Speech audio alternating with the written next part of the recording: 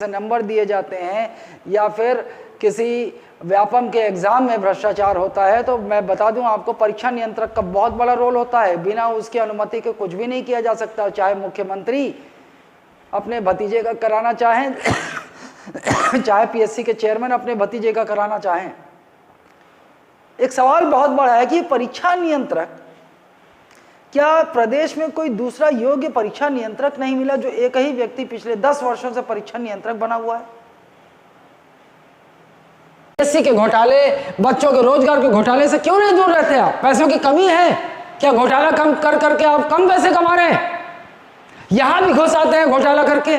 मंत्री और अधिकारियों के लगभग 18 रिश्तेदार इस पीएससी में सेलेक्ट हुए। मूर्ख समझते हैं क्या जो पीएससी की तैयारी कर रहे हैं? चलिए, ग्रामीण जनता और जो छोटे मोटे एग्जाम की तैयारी कर रहे हैं जो बालक हैं, जो ये रेलवे और ये सब, ये नहीं समझ पाएंगे शायद, लेकिन कम से कम पीएससी की तैयारी करने वाले छात्रों को आप लोग मूर्ख समझते हैं। वो तो भला हो। क्या देश के युवा, क्या छत्तीसगढ़ प्रदेश के शिक्षित युवा ये केवल मोहरे मात्र हैं कि इनको इतना त्रस्त कर दीजिए आप लोग, चाहे भाजपा सरकार हो चाहे कांग्रेस सरकार हो, कि ये सुसाइड करने लगे? ये स्थिति पैदा कर दे रहे हैं आप लोग।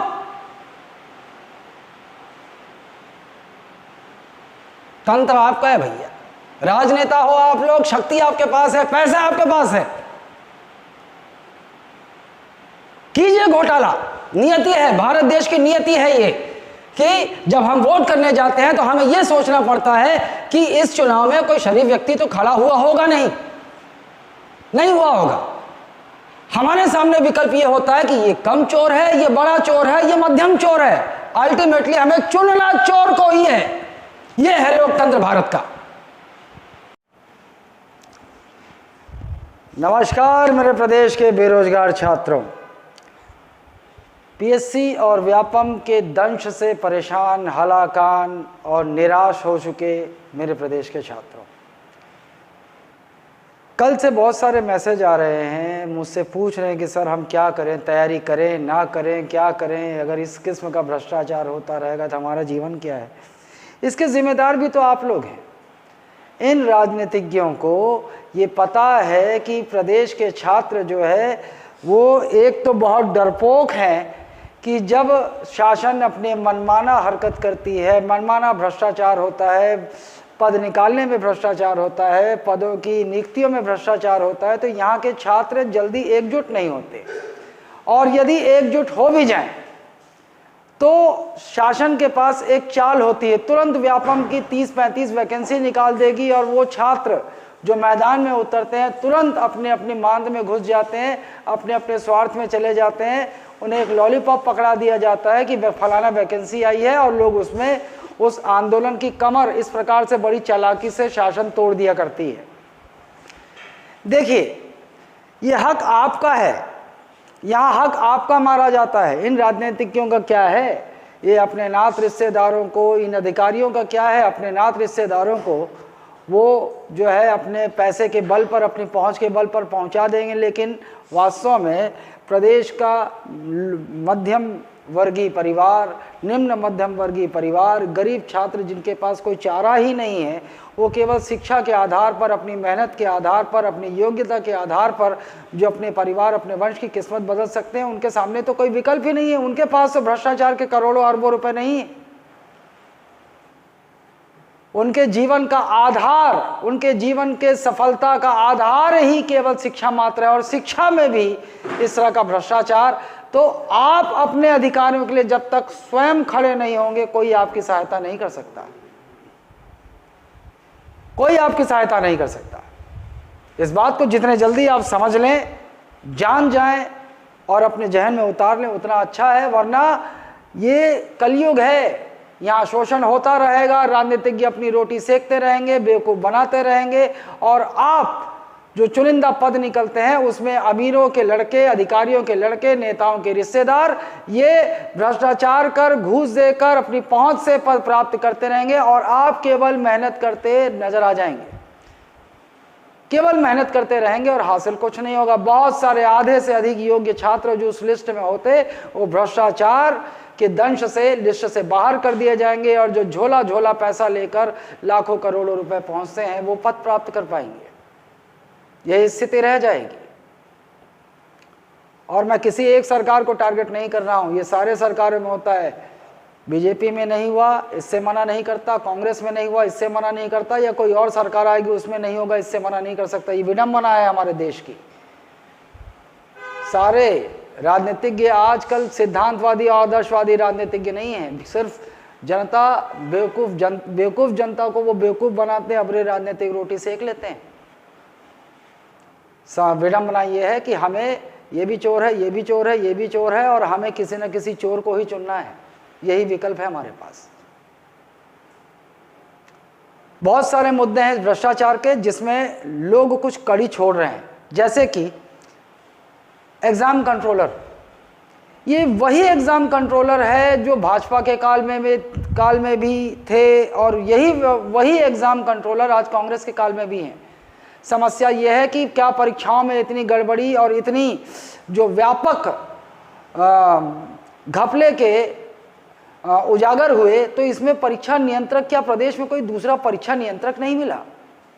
यदि किसी भी परीक्षा में भ्रष्टाचार होता है, मेंस की कॉपी में यदि गलत तरीके से नंबर दिए जाते हैं, या फिर किसी व्यापम के एग्जाम में भ्रष्टाचार होता है, तो मैं बता दूं आपको, परीक्षा नियंत्रक का बहुत बड़ा रोल होता है। बिना उसकी अनुमति के कुछ भी नहीं किया जा सकता। चाहे मुख्यमंत्री अपने भतीजे का कराना चाहें चाहे पीएससी के चेयरमैन अपने भतीजे का कराना चाहें।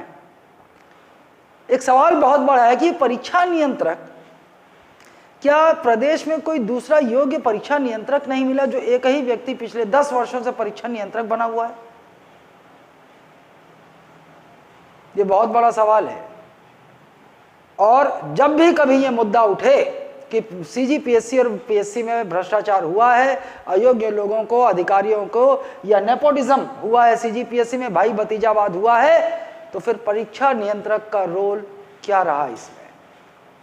निश्चित तौर पर पीएससी के चेयरमैन का तो होगा नहीं। और पीएससी का एक बात बता दूं आपको, किसी राज्य के पीएससी का चेयरमैन बिना किसी राजनीतिक हाथ के, बिना किसी राजनीतिक शरण के कोई कार्य नहीं करता। ज़्यादा से ज़्यादा अपने 2-3 अधिकारी मित्रों का फेवर कर सकता है, लेकिन इतने बड़े पैमाने पर यदि इतना बड़ा संयोग हो कि 18, और ये 18 नाम तो हम निकाल रहे हैं कि ये फलाना मंत्री का, फलाना नेता का रिलेशन में है, फलाना अधिकारी का रिलेशन में है, और ये भी संभव है कि उनमें से कुछ योग्य छात्र अपनी मेहनत के बल पे हुए हों।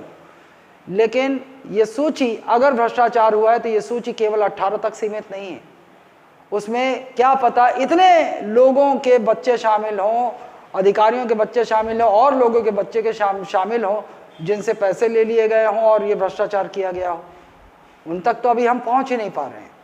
लेकिन यदि पुष्टि हो जाती है, यदि न्यायालय के रास्ते से एक कठोर कदम या कठोर निर्णय हमें देखने को मिलता तो ठीक है। लेकिन अगर यदि फिर राजनीतिक दांवपेच में, खिचड़ी में, राजनीतिक समीकरण में यह मामला शांत हो जाता है, जैसा कि पहले भी अन्य परीक्षा में हुआ है, जैसे कि एक और मुद्दा मैं उठाना चाहता हूं, ये अभी हाल ही में जो शिक्षक भर्ती हुई एमपी का ये मामला था, उसमें कोर्ट का निर्णय ये आया था कि जो नियम और शर्तें नोटिफिकेशन में निकले उसे बाद में सरकार बदल नहीं सकती, लेकिन बाद में सरकारें बदल नहीं सकती। लेकिन यहाँ पर भी बहुत सारे, जैसे एक आईटीआई ट्रेनर के भर्ती का परीक्षा था, उसमें जो है एक्सपीरियंस मांगा गया था, लेकिन उसमें सरकार ने नोटिफिकेशन में कोई ये नहीं बताया था कि केवल आईटीआई कॉलेज का एक्सपीरियंस चाहिए। लेकिन बाद में नोटिफिकेशन के बाद जब परीक्षा हो गया तो नियम में बदलाव कर दिया गया। ये संवैधानिक नहीं है। मुझे आश्चर्य होता है कि सुप्रीम कोर्ट का ये जो निर्णय आया कि जो अभी शिक्षक भर्ती परीक्षा हुई इसमें मेरिट सूची भी जारी हो गई, और उसके बाद सुप्रीम कोर्ट कहता है कि प्राइमरी शिक्षा में डीएड अनिवार्य होगा। डीएड अनिवार्य होगा। बीएड के जो छात्र चयनित हुए हैं बीएड के माध्यम पर, वो मुझे ये नहीं समझ में आता कि कोई भी आप जब न्यायालय पर भी कई बार सवाल उठता है कि जब कोई भी आप निर्णय लेते हैं तो डीएड से बड़ी, बीएड में भी बच्चों को पढ़ाने की ट्रेनिंग दी जाती है, चलो ये माना मैंने, डीएड में भी जो है बच्चों को पढ़ाने के लिए विशेष ट्रेनिंग दी जाती है।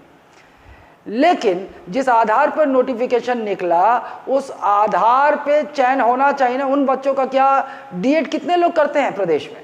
कितने लोग डीएड करते हैं प्रदेश में? मुझे तो नहीं लगता। 90 अगर बीएड कर रहे हैं तो 10 डीएड कर रहे हैं। और वो जब वैकेंसी जिस तरह से निकल रही है उस हिसाब से लोग कोर्सेज की तैयारी करते हैं, प्रवेश लेते हैं और तैयार रहते हैं एलिजिबिलिटी के साथ। लेकिन ये क्या, परीक्षा दे दिया, परीक्षा का परिणाम निकल गया, काउंसलिंग का समय आ गया और सुप्रीम कोर्ट जो है किसी उस पर कह देता है कि डीएड के लोग ही जो है मान्य होंगे और बीएड मान्य नहीं होंगे। चलिए मान लीजिए आपने इस निर्णय दिया, लेकिन जो नोटिफिकेशन निकल चुका है वो भर्ती प्रक्रिया तो उसी आधार पर पूरी होनी चाहिए। बहुत सारे मतलब पिछले 10 सालों में ये भी आप मान लीजिए कि ज़्यादा भ्रष्टाचार की बू आने लगी है, ज़्यादा खबरें बाहर आने लगी हैं, क्योंकि कोरोना के बाद से सोशल मीडिया ज़्यादा एक्टिव हो गया है। उससे पहले भी भ्रष्टाचार होते थे, ऐसा नहीं है कि कोई भी सरकार दूध की धुली हुई थी, लेकिन उस समय सोशल मीडिया इतना एक्टिव नहीं था तो वो इतनी व्यापक पैमाने पर बाहर नहीं आया करता था। वरना भ्रष्टाचार किस किस पैमाने पर हो सकता है हम जानते हैं। बिहार में हुआ, दिल्ली में हुआ, मध्य प्रदेश में हुआ, छत्तीसगढ़ की पहली ही पीएससी में हुआ, मिस्टर जांगड़े थे उस समय चेयरमैन। और किस आधार पे ये राजनीतिज्ञ कह देते हैं कि प्रमाण लाइए तो हम जांच करवाएंगे। प्रमाण, और क्या प्रमाण चाहिए? इतना बड़ा इत्तेफाक कि इतने अधिकारियों के बच्चे, इतने नेताओं के बच्चे अचानक किसी पीएससी में हो जाते हैं जहां पर पद बहुत थोड़ा सा है। अगर न्यायालय ये भ्रष्टाचार की परत नहीं खुलती है, न्यायालय द्वारा इसका निर्णय नहीं आता है, तो मैं प्रदेश के छात्रों से आग्रह करना चाहता हूं, तैयार रहिए। आप अपने कदम नहीं हिलाएंगे तो आप इसी प्रकार से हमेशा शोषित होते रहेंगे। आप पढ़ते रहिए, लेकिन चैन उसी का होगा जिसकी पहुंच होगी और जिसके झोले में पैसा होगा। निर्णय आपका है। इस वीडियो के माध्यम से आप इसे शेयर कीजिए, लिंक इसे लाइक कीजिए और जुड़ते रहिए कि जब भी मैं ऐसा आभास हुआ कि अब इसका कोई उपाय नहीं है भ्रष्टाचार और छात्रों को मैदान में उतरना होगा, मैं हूं आपके सामने। हम उतरेंगे और इस व्यवस्था को बदलेंगे। देश के युवा इस समाज की नींव है, इस तंत्र की नींव है। आप जब उठेंगे तो सब कुछ बदलेगा, बदलना पड़ेगा लोगों को। धन्यवाद।